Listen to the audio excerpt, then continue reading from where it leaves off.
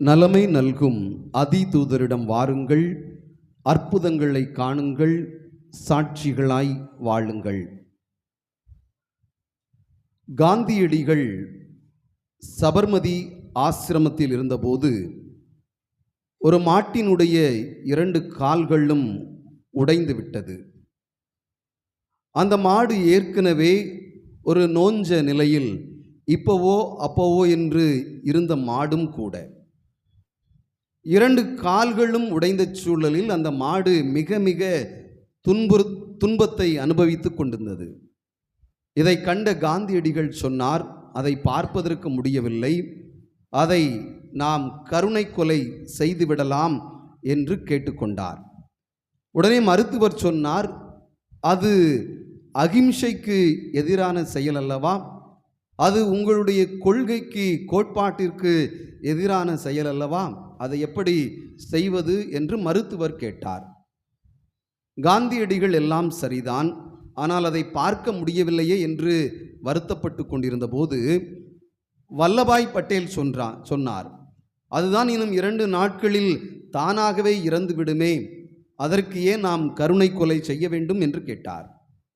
இருந்தாலும் காந்தியடிகள் அழுத்தம் திருத்தமாக வேண்டாம், அது இறந்துவிடும் என்பது உண்மைதான், ஆனால் அது படும் துன்பத்தை என்னால் பார்க்க முடியவில்லை, எனவே அதை கருணை கொலை செய்து விடுங்கள் என்று மன்றாடினாராம். என் அன்புக்குரிய சகோதர சகோதரிகளே, இறந்துவிடக்கூடிய ஒரு சூழலில் இருக்கக்கூடிய ஒரு உயிரையை கொல்வதற்கு அஞ்சக்கூடிய மக்கள் நாம். அதிலும் கருணை கொலை என்று சொல்கிற போது இந்த நாட்டில் ஒரு சில இடங்களில் நடக்கிறதா நடக்கவில்லையா என்ற கேள்விகள் எழுந்தாலும் கொலைதான். இறக்கக்கூடிய ஒரு உயிர் போனால் பரவாயில்லை என்று உள்ளம் சொன்னாலும் கூட அன்புக்குரியவர்களை கருணை கொலையை இன்றும் யாரும் ஏற்றுக்கொள்வது கிடையாது. ஆனால் திருமுழுக்கு யோவான் ஏரோது செய்த தவற்றை சுட்டி காண்பித்ததனால் சிறையில் அடைக்கப்படுகிறார். சிறையில் அடைக்கப்பட்டிருந்தவர் அன்புக்குரியவர்களே ஏரோது கொடுத்த வாக்குறுதியின் அடிப்படையில் கொலை செய்யப்படுகிறார், தலை வெட்டப்படுகிறார். இது எந்த அளவிற்கு நியாயம் உள்ளதாக இருக்கும் என்பதை சிந்தித்து பார்க்கிற போது இந்த ஏரோதினுடைய மனநிலை என்ன என்று நாம் பார்க்க கடமைப்பட்டிருக்கிறோம். இந்த ஏரோதினுடைய மனநிலை எனக்குள்ளும் இருக்கிறதா என்று நாம் சிந்தித்து அந்த மனநிலையிலிருந்து மாறுபட்டு வாழ அழைக்கப்படுகிறோம். முதலாவதாக, பிரித்து அறிய இயலாத ஒரு சூழலை ஏரோது பெற்றிருந்தான். எதை பிரித்து அறிய முடியவில்லை? ஆண்டவர் இயேசு கிறிஸ்துவை பார்த்துவிட்டு இது இறந்த யோவான் தான் மீண்டும் உயிர் பெற்று வந்திருக்கிறார், எனவேதான் வல்ல செயல்களை இவர் செய்கிறார் என்று அவன் நினைத்து கொண்டான். இயேசுவை பற்றிய புரிதல் இல்லாமல் இயேசு செய்த அற்புதங்கள் அதிசயங்களை கேட்டிராத ஒரு சூழலில் அவன் இது இயேசுவா திருமுழுக்கு யோவானா என்று பிரித்து அறிய முடியவில்லை. சிறப்பாக திருமுழுக்கு யோவான் மனம் மாறுங்கள், காலம் நெருங்கி வந்துவிட்டது என்று அவர் கடவுளுடைய நற்செய்தியை போதித்தார். ஆனால் எங்கும் என்ன செய்யல, அற்புதங்களோ அதிசயங்களோ என்ன செய்யல, செய்யவில்லை. அதை கூட இந்த ஏரோது என்ன செய்ய முடியல, பிரித்து அறிய முடியாதவனாக இருந்தான். இரண்டாவதாக, மதிகெட்ட வாக்குறுதியை கொடுக்கிறான். மதி என்று சொல்கிற போது அது அறிவு என்று பார்க்கிறோம்.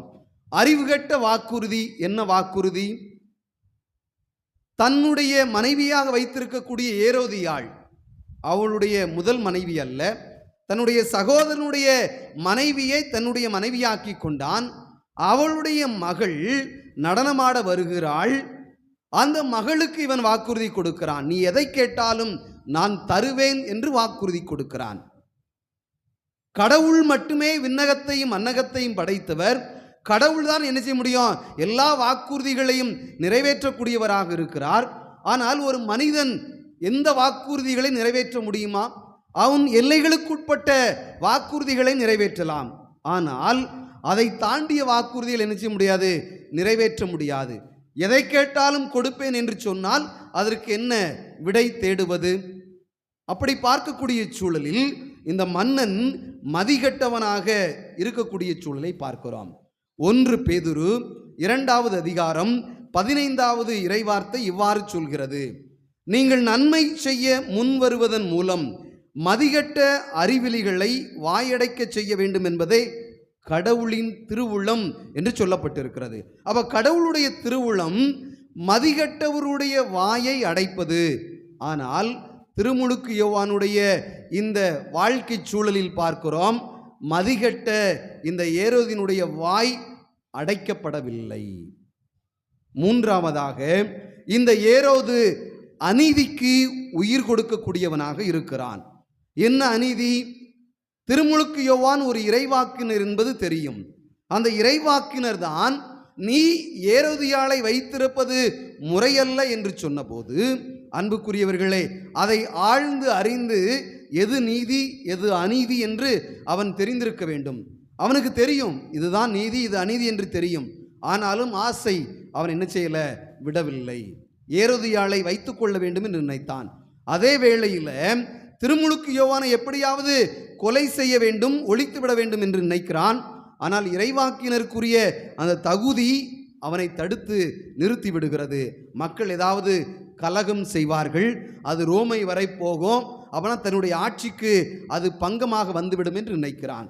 எனவே அன்புக்குரியவர்களே, அவன் அநீதிக்கு துணை போகக்கூடியவனாக இருக்கிறான். திருப்பாடல்கள் அன்புக்குரியவர்கள் 7வது அதிகாரம் 11வது இறை வார்த்தை சொல்கிறது: கடவுள் நடுநிலை தவறாத நீதிபதி, நாள்தோறும் அநீதியை பொறுத்து கொள்ளாத இறைவன் என்று சொல்கிறது. கடவுள் அநீதியை ஒருபோதும் பொறுத்து கொள்வதில்லை. 4வதாக பார்க்கிறோம், இவர் அறநெறி தவறியவராக இருக்கிறார். அறநெறி தவறியவர் என்று சொல்கிற போது அன்புக்குரியவர்களே, தன்னுடைய சகோதரன் ஏரோது பிலிப்பினுடைய மனைவியான ஏரோதியாளை அறநெறி விடுத்து தன்னுடைய மனைவியாக மாற்றிக்கொள்கிறான். பழைய ஏற்பாட்டில் பார்க்கிறோம். பழைய ஏற்பாட்டில் அன்புக்குரியவர்களை ஒரு சகோதரன் இறந்தான் என்று சொன்னால் அவனுடைய மனைவியை அவனுடைய சகோதரன் என்ன செய்யலாம், திருமணம் செய்து கொள்ளலாம். உதாரணத்திற்காக தொடக்க நூல் புத்தகத்தில் யூதா என்ற ஒரு மனிதரை பார்க்கிறோம். அவருக்கு 3 பிள்ளைகள். அந்த 3 பிள்ளைகளில் மூத்த பிள்ளைக்கு தாமாரை என்ன செய்கிறாங்க, திருமணம் செய்து கொடுக்கிறார்கள். மூத்த மகன் இறந்து விடுகிறான். இளைய மகனுக்கு திருமணம் செய்து கொடுக்கிறார். இளைய மகன் 2வது மகனும் இறந்து விடுகிறான். 3வது மகனுக்கு திருமணம் செய்து கொடுத்தால் அவனும் இறந்து விடுவான் என்ற ஒரு ஐயம் எழுகிறது. இப்படியாக அன்புக்குரியவர்களை, பழைய ஏற்பாட்டில் ஒரு சகோதரன் இறந்தான் என்று சொன்னால் அவனுடைய மனைவியை வாரிசினுடைய அடிப்படையில் என்ன செய்வாங்க, வாரிசு வேண்டும், அந்த குடும்பம் தழைக்க வேண்டும் என்பதற்காக அவர்கள் திருமணம் செய்து கொள்வது உண்டு. ஆனால் இதை அறியாத இந்த ஏரோது அந்திப்பாஸ் என்ன செய்கிறான், தன்னுடைய சகோதரன் உயிரோடு இருக்கும் போதே அவனை மிரட்டி என்ன செய்கிறான், அவனுடைய மனைவியை தன்னுடைய மனைவியாக மாற்றி அறநெறியை என்ன செய்கிறான், தவறவிடக்கூடிய மன்னனாக இருக்கிறான். தீத்து எழுதிய புத்தகம் அன்புக்குரியவர்களை 3வது அதிகாரம் 5வது இறைவார்த்தை சொல்கிறது: நாம் செய்த அறச்செயல்களை முன்னிட்டு அல்ல, மாறாக அன்புக்குரியவர்களை தம் இரக்கத்தை முன்னிட்டு புதுப்பிறப்பு அளிக்கும் நீரினாலும் புதுப்பிக்கும் தூய ஆவியினாலும் கடவுள் நம்மை மீட்பார் என்று சொல்லப்பட்டிருக்கிறது. அப்போ நம்ம எந்த அளவுக்கு அறநெறிகளோடு இருக்கிறோம் என்று சொன்னால் அந்த அளவிற்கு கடவுள் நினைச்சுவார், நமக்கு இரக்கத்தை கொடுப்பார் என்று சொல்லப்பட்டிருக்கிறது. இறுதியாக இந்த ஏரோது கோழைத்தனம் உள்ளவனாக இருக்கிறான்.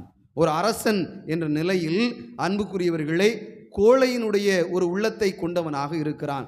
எனவே தான் இந்த கோழை உள்ளம் என்ன செய்கிறது, எப்படியாவது ஏதாவது ஒரு வாய்ப்பு கிடைத்தால் அந்த வாய்ப்பை வைத்துக்கொண்டு திருமுழுக்கு யோவானை கொலை செய்ய வேண்டும் என்று நினைக்கிறான். அதற்கு என்ன செய்கிறான், தன்னுடைய ஏரோதியாளுடைய மகளுடைய அந்த நடனத்தை கண்முன் வைத்து யோவானுடைய தலையை வெட்டுவதற்கு ஆணை பிறப்பிப்பது என்பது அது அரசனுக்குரிய நீதி அல்ல, அரசனுக்குரிய வீரம் அல்ல, மாறாக அது ஒரு கோழைத்தனம் என்பதை நாம் கண்டுகொள்ளலாம். எனவே தான் நாம் நம்முடைய விவிலியத்தில் வாசிக்கிறோம். 2 தீமோத்தேயு 1வது அதிகாரம் 7வது இறைவார்த்தையில் வாசிக்கிறோம்: கடவுள் நமக்கு கோழை உள்ளத்தை அல்ல வல்லமையும் அன்பும் கட்டுப்பாடும் கொண்ட உள்ளத்தை தந்திருக்கிறார். மேலும் சிறப்பாக சீராக் ஞான புத்தகம் 2வது அதிகாரம் 12வது இறைவார்த்தையில் வாசிக்கிறோம், கோழை நெஞ்சத்தவருக்கும் ஆற்றலற்ற கையருக்கும் இரட்டை வேடமும் பாவிகளுக்கும் ஐயோ கேடு வரும் என்று சொல்லப்பட்டிருக்கிறது. அப்போ இந்த ஏரோது அந்திபாஸ் நமக்கு கொடுக்கக்கூடிய செய்தி, நாம் பிரித்து அறிய முடியாதவர்களாக இருக்கிறோமா? கடவுளுடைய சீடர்கள் யார்? போலி இறைவாக்கினர்கள் யார்? இந்த காலகட்டத்தில் நிறைய நினைச்சாங்க, கடவுளுடைய நற்செய்தியை எடுத்து கொண்டிருக்கிறார்கள், எடுத்து சொல்கிறார்கள், அதெல்லாம் சரிதான். ஆனால் எங்களால் தான் விடுதலை உண்டு, எங்களால் தான் மீட்பு உண்டு, எங்களிடம் வாருங்கள் என்று சொல்கிற போது, இங்கே அதிசயம் நடக்கிறது, அற்புதங்கள் நடக்கிறது என்று சொல்கிற போது, அன்புக்குரியவர்கள் நாம் என்ன செய்கிறோம்? ஆட்டு மந்தையை போல கூட்டம் கூட்டமாக ஓடுகிறோம். நமக்கு கடவுளுடைய சீடர்கள் யார், போலி தூதர்கள் யார் என்று பிரித்து அறிய முடியாத ஒரு காலகட்டத்தில் வாழ்கிறோம். இரண்டாவதாக மதிகட்ட வாக்குறுதி. சில நேரத்தில் நம்ம வீட்டில் என்ன செய்கிறோம்? நான் பார்த்துக்கிடுறேன் அப்படின்னு என்ன செய்கிறோம்? வாக்குறுதிகளை கொடுத்து விட்டு அந்த குடும்பத்தினுடைய அழிவுக்கு காரணமாக இருக்கக்கூடிய சூழலில் வாழ்கிறோம். நாம் அந்த சூழலில் இருக்கிறோமா? மூன்றாவதாக அநீதியை நம்முடைய வாழ்க்கையில் கடைபிடிக்கிறோமா? இதுதான் நீதின்னு தெரியும், இது அநீதின்னு தெரியும். சிறப்பாக குடும்பத்தில் சொத்து தகராறு இருக்கும் இல்லையா? அந்த சொத்து தகராறு காரணம் சின்ன சின்ன காரணமாக தான் இருக்கும், விட்டு கொடுத்துட்டு போயிடலாம். ஆனால் என்ன செய்வோம்? அடுத்தவருடைய இடத்துக்கு நாம் ஆசைப்பட்டு அநீதி செய்யக்கூடிய மக்களாக வாழலாம். இறுதியாக அன்புக்குரியவர்களே, அறநெறியும் கோழைத்தனமும் நாம் கொண்டிருக்கக்கூடிய ஒரு சூழலை, அறநெறி தவறி கோழையினுடைய உள்ளத்தை கொண்டிருக்கிறோமா என்று சிந்தித்து பார்க்க அழைக்கப்படுகிறோம். அப்படி என்று சொன்னால், திருமுழுக்கு யோவானுடைய இந்த வாழ்விலிருந்து, ஏரோது உடைய வாழ்விலிருந்து நாம் கற்றுக்கொள்ளக்கூடிய செய்தி என்ன? நாம் கடவுளுடைய முன்னிலையில் அன்புக்குரியவர்களை நீதிமான்களாக, நேரிய உள்ளம் கொண்டவர்களாக, தூய்மையான எண்ணம் கொண்டவர்களாக வாழ்ந்தோம் என்று சொன்னால் கடவுள் நம்ம என்ன செய்வார்? மிகவே ஆசீர்வதிப்பார். எனவே சிந்தித்து பார்ப்போம். இந்த நாளில் சிறப்பாக குடும்பத்திற்காக ஜெபிக்கக்கூடிய வேளையில் குடும்பங்களில் அறநெறி தவறப்படுகிறதா? குடும்பங்களில் கோழைத்தனம் எஞ்சி நிற்கிறதா? குடும்பங்களில் எது நல்லது எது கெட்டது அப்படின்னு பிரித்து பார்ப்பதற்கு நமக்கு தேவையில்லாத ஒரு சூழலுக்குள் மாட்டிக்கொண்டு இருக்கிறோமா? சிந்தித்து பார்த்தோம் என்று சொன்னால் எது நல்லது எது கெட்டதுன்னு நம்ம புரிஞ்சுக்கிடலாம். அந்த குடும்பம் அன்புக்குரியவர்களை அமைதியினுடைய குடும்பமாக இருக்கும். அந்த குடும்பத்தில் மகிழ்ச்சி கண்டிப்பாக என்ன செய்யும்? இருக்கும். அந்த குடும்பத்தில் கடவுளுடைய ஆசீரும் அருளும் எந்நாளும் தங்கி இருக்கும். அந்த குடும்பம்தான் நோய்கள் நொடிகள் இல்லாத குடும்பமாக, சாபங்கள் இல்லாத குடும்பமாக அன்புக்குரியவர்களே தழைத்து நிற்கும். ஒருவேளை நமக்கு நோய் இருக்கலாம், நொடிகள் இருக்கலாம், அஞ்ச வேண்டாம், கலங்க வேண்டாம். நாம் கடவுளுடைய காலடியில் நினைஞ்சிருக்கிறோம், நின்று கொண்டு செபித்து கொண்டிருக்கிறோம். நம்முடைய குற்றங்களை எல்லாம் அறிக்கையிடுவோம். நம்முடைய கோழைத்தனத்தை எல்லாம் கடவுள் வீரமாக மாற்ற அருள் கேட்போம்.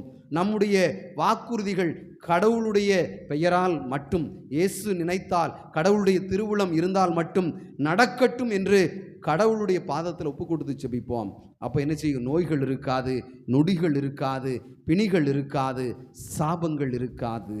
அந்த வாழ்வுக்காக நாம் கடவுளிடம் அருள் கேட்டு செபிப்போம். இறைவன் நம்மை நிறைவாக ஆசீர்வதிப்பாராக. ஆமேன்.